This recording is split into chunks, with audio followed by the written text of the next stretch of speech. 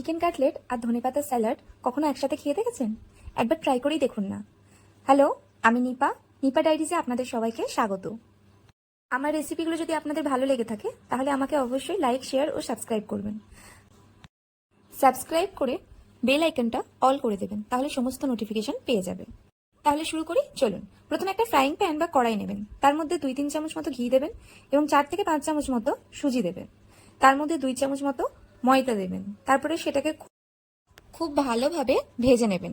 ভাজার পর যখন দেখবেন বাদামি রঙের হয়ে গেছে তখন নামিয়ে নেবেন। আজকের এই রেসিপিটা আমার হাজবেন্ডেরই, ওই এটা বানিয়েছে।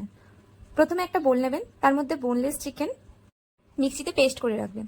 এরপর একে একে তার মধ্যে পেঁয়াজ কুচো, ক্যাপসিকাম কুচো, গাজর কুচো, ধনেপাতা কুচো, লঙ্কা কুচো, আদা কুচো ও আদা রসুনের পেস্ট দিয়ে দেবেন। এরপর একে একে মশলাগুলো দিয়ে দেবেন।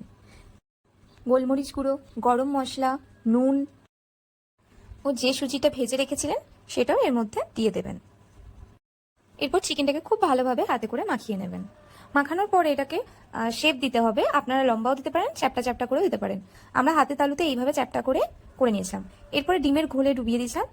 তারপর ভালো করে ব্রেড ক্রাম্বসের মধ্যে এপিট ওপিট ভালো করে কোট করে নিয়েছিলাম। এইভাবেই আমরা প্রত্যেকটা কাটলেট বানিয়ে নিয়েছি। এরপর একটা ফ্রাইং প্যানে বা কড়াইয়ের মধ্যে সাদা তেল দিতে হবে। কাটলেটটা ডুবো তেলে ভাজা হবে, ততটা পরিমাণেই তেলটা দেবেন। এরপরে ভালোভাবে এপিট ওপিট লাল লাল করে কাটলেটটা ভেজে নেবেন। ব্যাস রেডি আজকের কাটলেট।